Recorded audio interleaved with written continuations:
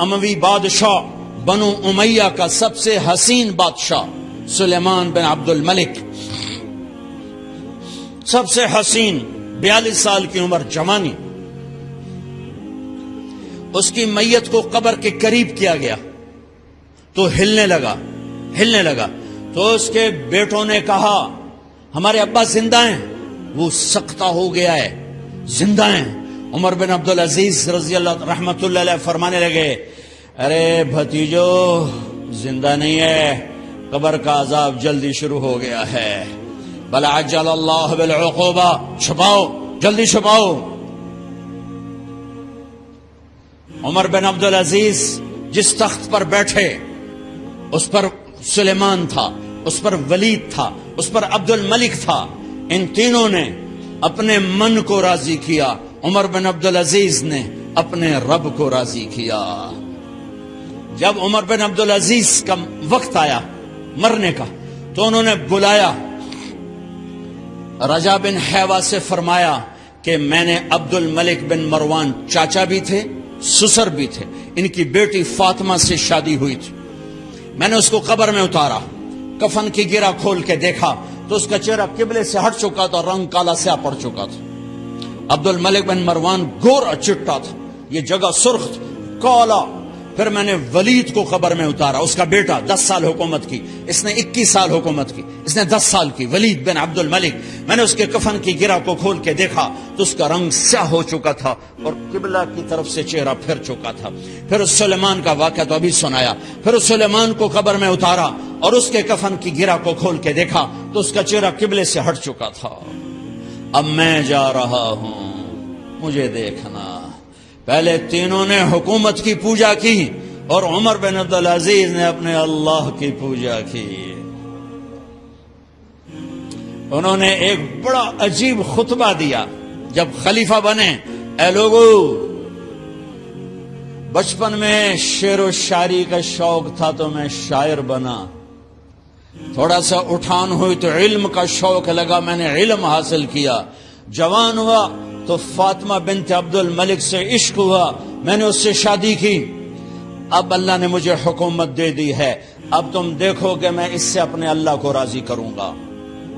ہمارے حکمران تو ووٹ سے آتے ہیں اور چلے جاتے ہیں 4-5 سال کے بعد، ان کی وراثت میں حکومت آ رہی ہے اور 3 بر اعظم پر حکومت ہے، اور ایسا روب و دبدبہ ہے بنو امیہ کا، کوئی ان کے سامنے سر نہیں اٹھا سکتا، اور یہ بندہ 2 سال 2 مہینے 3 بر اعظم میں زکوٰۃ لینے والا کوئی نہ بچا، 3 بر اعظم میں سوال کرنے والا کوئی نہ بچا، 3 بر اعظم میں ظالم کوئی نہ بچا، 3 بر اعظم میں مظلوم کوئی نہ بچا۔ لیکن خود کیسا رہا؟ گھر آئے، فاطمہ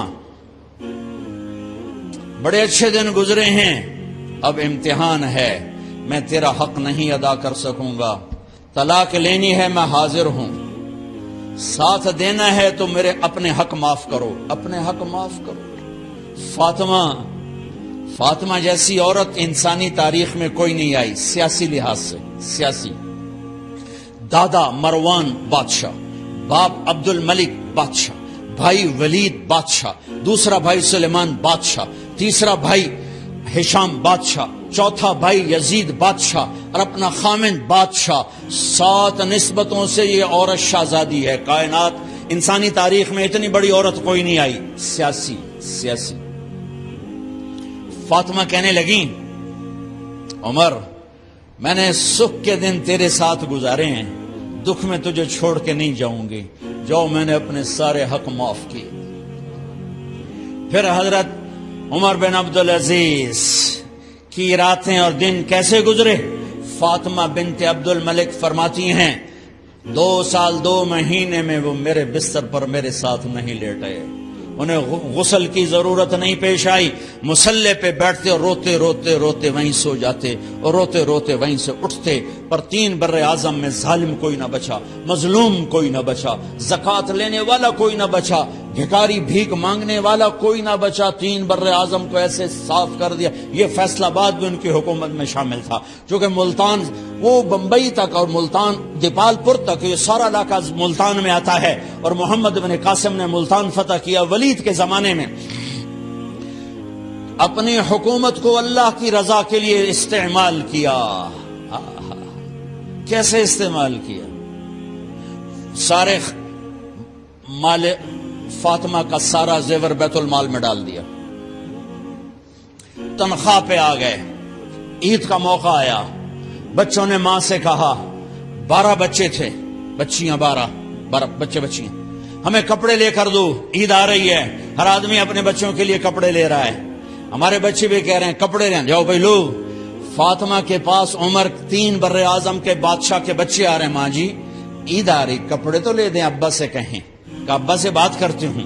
ابا تشریف لائے، خزانے لبالب بھرے ہوئے گندم کے ڈھیر کی طرح، کہ امیر المومنین بچے کپڑے مانگ رہے ہیں۔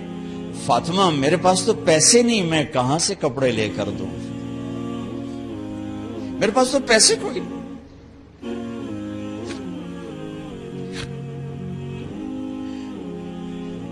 حضرت فاطمہ نے کہا پھر بچوں کا کیا کروں؟ کہا پھر مجھے بھی نہیں پتا کیا کروں۔ اس کے پہلے 3 حکمرانوں نے لوٹ مار کے بازار گرم کیے، ظلم و ستم کے پہاڑ توڑے، اور آج اسی خزانے پہ ایک شخص بیٹھا ہے جو اللہ کو راضی کرنے کے جھنڈے گاڑ رہا ہے۔ تو فاطمہ نے کہا آپ ایسا کریں، اگلے مہینے کی تنخواہ ایڈوانس لے لیں، اس سے میں اپنے بچوں کو کپڑے لے دیتی ہوں، اور گھر کا خرچہ میں مزدوری کر کے گھر کی روٹی چلا لوں گی۔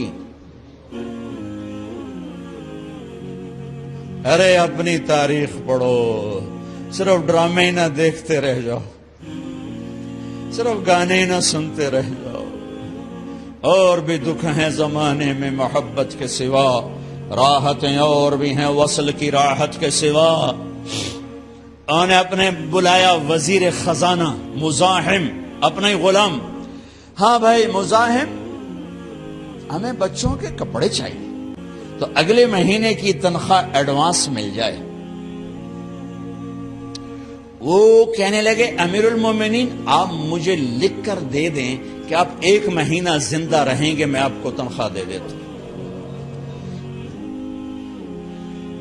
عمر بن عبدالعزیز سر جھکایا، اٹھے، گھر گئے، فاطمہ میرے بچوں سے کہہ دو کہ تمہارا باپ کپڑے لے کے نہیں دے سکتا۔ اپنی تاریخ تو دیکھو،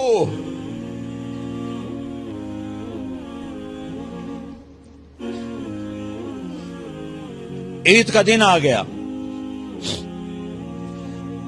خلیفہ وقت عید کی نماز پڑھاتے تھے، نمازیں بھی خلیفہ وقت پڑھاتے تھے۔ بنو امیہ کا خاندان ملنے کے لیے آ رہا ہے، سارے سرداروں کے بیٹے، اعلیٰ پوشاک، اعلیٰ لباس، ملنے آ رہے ہیں۔ تھوڑی دیر بعد دیکھا تو بچے بھی ملنے آ رہے ہیں، امیر المومنین کی حیثیت سے بچے باپ کو ملنے آ رہے ہیں، اور ان کے جسموں پر پرانا لباس ہے۔ حضرت عمر انہیں دیکھ کر ادھر اپنے سرداروں کے بچے دیکھے تو زرق برق پوشاکیں، اپنے بچوں کو دیکھا۔ ارے اس باپ سے پوچھو جو سب کچھ کر سکتا ہو اور پھر مٹھی بند کر لے کہ نہیں میں نے حرام کی طرف نہیں جانا۔ بچوں کو دیکھا تو آنکھیں ڈبا گئیں، آنکھوں میں آنسو آ گئے۔ فرمایا میرے بچوں آج تمہیں اپنے باپ سے گلہ تو ہوگا کہ آج ہمارے باپ نے کپڑے ہی نہ لے کے دیے۔ ان کے ایک بیٹے ہیں عبد الملک، ان سے بھی 4 رات آگے تھے، ان سے پہلے ہی فوت ہو گئے تھے۔ کہنے لگے ابا جان آپ کو مبارک ہو، آپ نے قومی خزانے میں بددیانتی نہیں کی ہے، آپ کو مبارک ہو۔ آج ہمارا سر بلند ہے، ہم شرمندہ نہیں ہیں، ہم شرمندہ نہیں ہیں۔ انسانوں کو کپڑوں پہ نہیں تولا جاتا، آج کا میرا دیس کا مالدار اتنا فقیر ہو گیا ہے، اتنا چھوٹا ہو گیا ہے کہ وہ اپنا تعارف کروانے کے لیے 50 لاکھ کی گھڑی لیتا ہے، 6 لاکھ کا جوتا لیتا ہے۔ آج کی بیگم اتنی چھوٹی ہو گئی ہے کہ اپنے قد کو بڑا کرنے کے لیے وہ 10 لاکھ کا ہینڈ بیگ لیتی ہے کہ دیکھو میرا بیگ 10 لاکھ کا ہے۔ ارے میری بہن، تو 10 ٹکے کی بھی نہیں رہی اگر تو نے بیگ سے اپنے آپ کو بڑا بنایا۔ او میرے دوست، تو 2 ٹکے کا نہیں ہے اگر تو 10 لاکھ کے جوتے اور 50 لاکھ کی گاڑی سے، 50 لاکھ کی گھڑی سے اگر تو بڑا بننا چاہتا ہے، ارے اس دھوکے سے نکلو۔ برانڈڈ برانڈڈ برانڈڈ کہاں جا رہے ہو؟ جب تم اپنی ذات میں بے قیمت ہو تو رب ذوالجلال کی قسم، تمہاری گھڑیاں، تمہارے بیگ، تمہاری گاڑیاں، تمہارے بنگلے تمہاری عزت کو بڑھا نہیں سکتے۔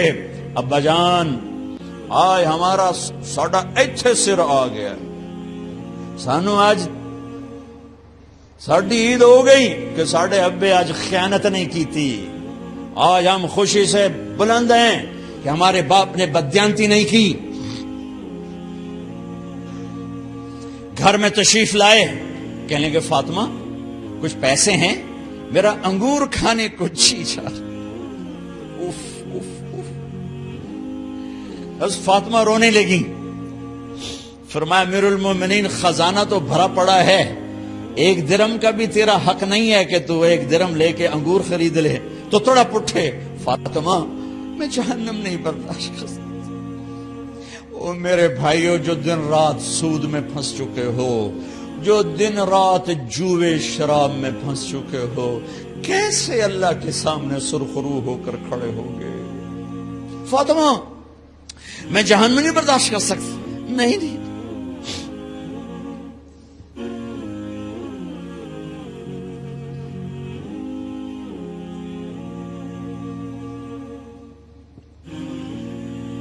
ایک رات گھر میں تشریف لائے، بچیاں، بیٹیاں، منہ پہ ہاتھ، کپڑا رکھا، دوپٹہ رکھا منہ پہ، اور بات کریں۔ آپ نے پوچھا ارے کیا ہوا تمہیں، یہ منہ پہ کپڑا کیوں رکھتی ہو؟ تو خاموش ہو گئی، لیکن گھر کی خادمہ رو پڑی۔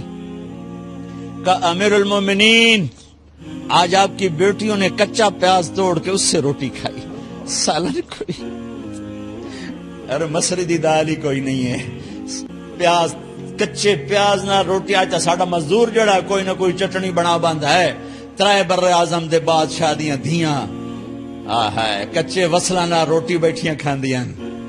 اور میرے آج کا تاجر کہتا ہے جھوٹ نہ بولوں تو کاروبار کیسے،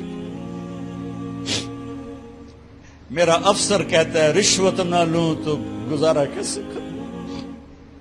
تو عمر بن عبدالعزیز پھس پہ ہچکیوں کے ساتھ روئے کہ میری بچیوں، میں تمہیں بڑے اچھے کھانے کھلا سکتا ہوں اور میں جہنم کی آگ برداشت نہیں کر سکتا۔ بھائیو، اس بندے نے اپنے آپ کو ذبح کر دی، اللہ کو راضی کرنے کے لیے ذبح کر دی، اپنی ذات کو، اپنے جذبات کو، اپنے احساسات کو۔ جب گورنر ہوتے تھے نا، تو حضرت فاطمہ کی ایک باندی تھی، ان سے انہیں عشق ہو گیا، تو اپنی بیگم سے کہتے یہ باندی مجھے گفٹ کر دو، وہ کہتی میں نہیں کرتی۔ جب یہ خلیفہ بنے، کئی دفعہ ان سے کہتے مجھے ہدیہ کر دو، مجھے دے دو، وہ کہتے میں نہیں دیتی، میں نہیں دیتی۔ جب یہ خلیفہ بنے تو ان کی بیگم نے اس باندی کو نہلایا، خوبصورت زیورات سے سجایا، عالی شان میک اپ کیا، اور اس کا ہاتھ پکڑ کے لائی، امیر المومنین یہ آپ کی خدمت میں گفٹ ہے۔